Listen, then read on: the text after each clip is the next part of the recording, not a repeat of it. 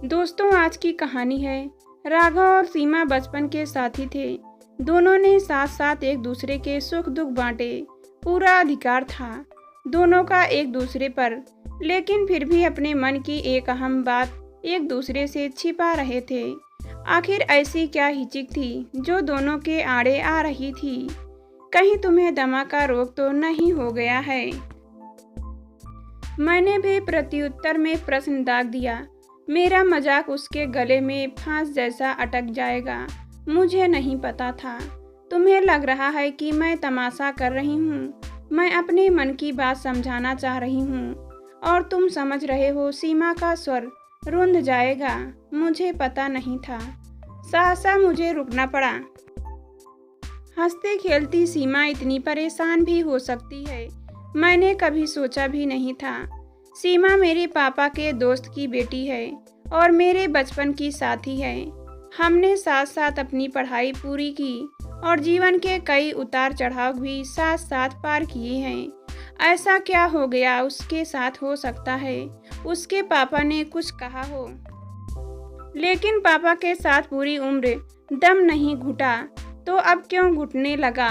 2 दिन बाद मैं फिर सीमा से मिला तो क्षमा याचना कर कुछ जानने का प्रयास किया। ऐसा क्या है सीमा, मैं तुम्हारे आगे हाथ जोड़ता हूँ। अब क्या मुझे भी रुलाओगी?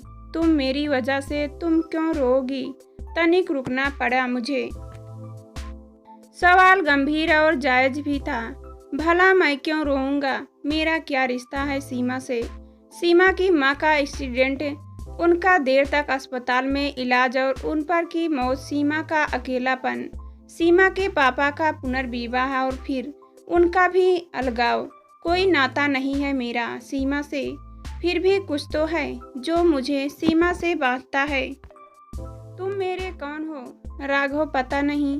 तुम्हारे सवाल से तो मुझे दुविधा होने लगी और विचार करना पड़ेगा कि मैं कौन हूँ। तुम्हारा तनिक क्रोध आ गया मुझे, यह सोचकर कि कौन है जो हमारे रिश्ते पर प्रश्न चिन्ह लगा रहा है। तुम्हारा दिमाग तो नहीं घूम गया? अच्छी बात है, नहीं मिलूंगा मैं तुमसे। पता नहीं कैसे लोगों में उठती बैठती हो आजकल। लगता है किसी मानसिक रोगी की संगत में हो जो खुद तो बीमार होगा ही। तुम्हारा भी दिमाग खराब कर रहा है। और इतना कहकर मैंने हाथ में पकड़ी किताब पटक दी और लाया था तुम्हारे लिए, पढ़ लो और अपनी सोच को जरा स्वस्थ बनाओ। मैं तौस में उठकर चला तो आया, पर पूरी रात सो नहीं सका। भैया भाभी और पिताजी पर भी मेरी बेचैनी खुल गई। बातों बातों में उनके होठों से निकल गया। सीमा के रिश्ते की बात चल रही थी। क्या हुआ उसका? उस दिन भाई साहब बात कर रहे थे कि जन्मपत्री मिल गई है। लड़के को लड़की भी पसंद है, दोनों अच्छी कंपनी में काम करते हैं। क्या हुआ? बात आगे बढ़ी कि नहीं? मुझे तो पता नहीं कि सीमा के रिश्ते की बात चल रही है। क्या सीमा ने भी नहीं बताया? भाई साहब तो बहुत उतावले हैं इस रिश्ते को लेकर कि लड़का उसी के साथ काम करता है। मनीष नाम है उसका, जात भी एक है। अरे भाभी, आपको इतना सब पता है? और मुझे इसका काखा गाघा भी पता नहीं। इतना कहकर मैं भाभी का चेहरा देखने लगा और भौचक्का सा अपने कमरे में चला आया। पता नहीं चला कब भाभी भी मेरे पीछे कमरे में चली आई। राघव, क्या सचमुच तुम कुछ नहीं जानते? हाँ भाभी, बिल्कुल सच कह रहा हूँ कि मैं कुछ भी नहीं जानता। क्यों? सीमा ने नहीं बताया तुमसे? तो उसकी अच्छी दोस्ती है। जरा जरा सी बात भी एक दूसरे के साथ तुम बांटते हो भाभी। यही तो मैं भी सोच रहा हूँ।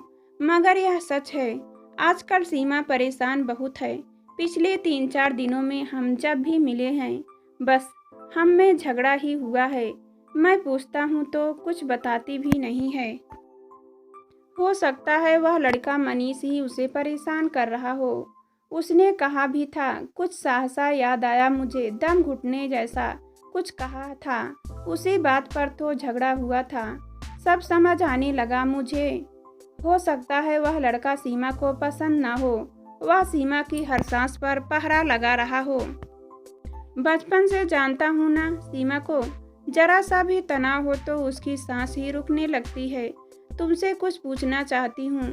राघव भाभी बड़ी बहन का रूप लेकर बोली, सीमा तुम्हारी दोस्ती अच्छी है या उससे ज़्यादा भी है?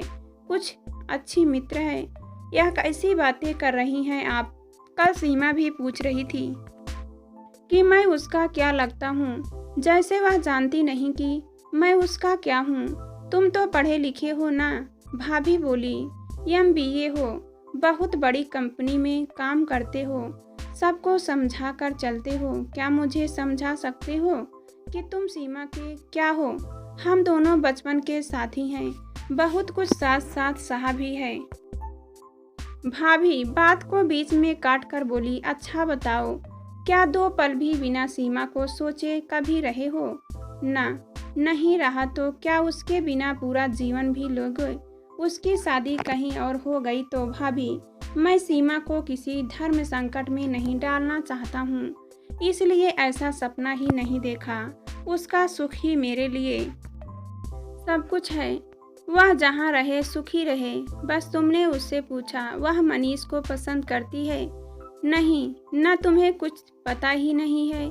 जिसके साथ उसके पिता ने जन्म कुंडली मिलाई है, क्या उसके साथ उसके विचार भी मिलते हैं? नहीं जानते ना तुम उसका सुख दुख जानते ही नहीं तो उसे सुखी रखने की कल्पना भी कैसे कर सकते हो? एक बार तो उससे खुलकर बात कर लो, बहुत देर ना हो जाए। मुन्ना भाभी का हाथ मेरे सिर पर आया तो लगा एक ममतामयी सुरक्षा कवच उभर आया मन के आसपास। क्या भाभी मेरा मन पहचानती है? लगा चेतना पर कुछ हट सा रहा है, ज्यादा से ज्यादा सीमा ना कर देगी।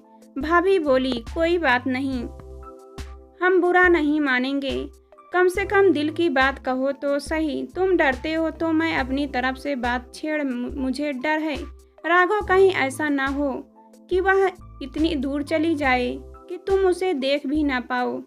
सवाल अनपढ़ या पढ़े लिखे होने का नहीं है, कुछ सवाल इतने भी आसान नहीं होते जितना तुम सोचते हो, क्योंकि बड़े बड़े पढ़े लिखे भी अक्सर कुछ प्रश्नों का उत्तर नहीं दे पाते। सीमा को तो अनपढ़ कह दिया, तुम्ही कौन से पढ़े लिखे हो, जरा समझाओ मुझे। मैं भाभी को देखता रहा, मेरा मन भर आया। अपने भाव छिपाने चाहे लेकिन प्रयास असफल रहा। भाभी से क्या पूछूं? शायद भाभी मुझसे ज़्यादा मुझे जानती है और सीमा को भी। मुन्ना, तुम आज ही सीमा से बात करो, मैं शाम तक का समय तुम्हें देती हूँ, वरना कल सुबह मैं सीमा से बात करने चली जाऊंगी। अरे जाति नहीं मिलती ना सही, दिल तो मिलता है। वह ब्राह्मण है, हम ठाकुर हैं, इससे क्या फर्क पड़ता है? जब उसे साथ ही लेना है तो उसके लायक बनने की जरूरत ही क्या है? जिंदगी इतनी सस्ती नहीं बच्चे कि तुम इसे यूं ही गंवा दो, और इतनी छोटी भी नहीं कि सोचो बस खत्म हुई है समझो। पल पल भारी पड़ता है जब कुछ हाथ से निकल जाए। मुन्ना, तुम मेरी बात सुने रहे हो ना? भाभी की गोद में समाकर रो पड़ा। पिछले 10 सालों में मां बनकर भाभी ने कई बार दुलारा है। जब भाभी इस घर में आई थी तब मैं 16-17 साल का था, डरता भी था, पता नहीं कैसी लड़की घर में आएगी, घर को घर ही रहने देगी या शमशान बना देगी। और जब सोचता हूँ कि मेरी यह नन्ही सी माँ ना होती तो मैं क्या करता। तुम बड़े कब होंगे? राघव चीखी थी। भाभी, मुझे बड़े होने की जरूरत ही नहीं है, आप हैं ना?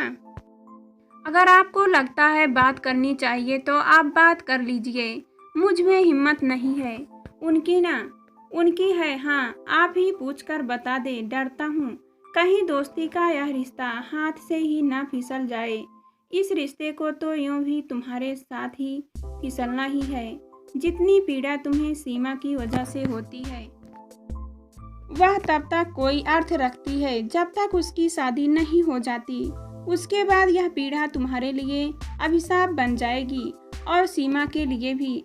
राघव, तुम एक बार तो सीमा से खुद बात कर लो, अपने मन की कहो तो सही। भाभी, आप सोचिए तो, उसके पापा नहीं मानेंगे तो क्या सीमा उनके खिलाफ जाएगी? नहीं जाएगी, इसलिए कि अपने पापा का कहना वह मरकर भी निभाएगी।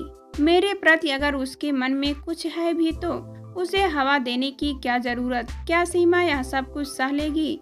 इतना आसान होगा नहीं। जितना तुम मान बैठे हो। भाभी गुस्से से मेरे हाथ झटक कर चली गई और सामने चुपचाप कुर्सी पर बैठे अपने भाई पर मेरी नजर पड़ी, जो न जाने कब से हमारी बातें सुन रहे थे। क्या लड़के हो तुम? भाभी का पल्ला पकड़कर रो तो सकते हो, पर सीमा का हाथ पकड़कर जरा सा सवाल नहीं पूछ सकते। आदमी बनो राघव, हिम्मत करो बच्चे, चलो उठो, नहा धोकर नाश्ता करो और निकलो घर से। आज इतवार है और सीमा भी घर पर ही होगी। हाथ पकड़कर सीमा को घर ले जाओगे तो भी हमें मंजूर है। भैया भाभी के शब्दों का आधार मेरे लिए एक बड़ा प्रोत्साहन था, लेकिन यह पतली सी रेखा संकोच और डर की मैं पार नहीं कर पा रहा था। किसी तरह सीमा के घर पहुंचा। बाहर ही उसके पापा मिल गए। पता चला सीमा की तबीयत अच्छी नहीं है।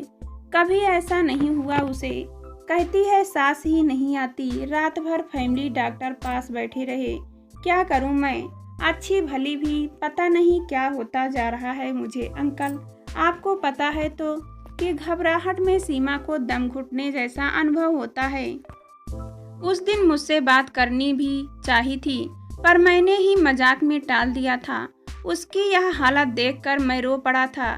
सच ही कहा था भाभी ने कि मेरा सीमा के प्रति स्नेह और ममता इतनी भी सतही नहीं जिसे नकारा जा सके।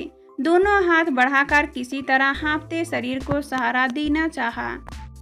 क्या करूं मैं जो सीमा को जरा सा आराम दे पाऊं? माथा सहलाकर पसीना पोंछा। ऐसा लग रहा था मानो अभी सीमा के प्राण परेखू उड़ जाएंगे।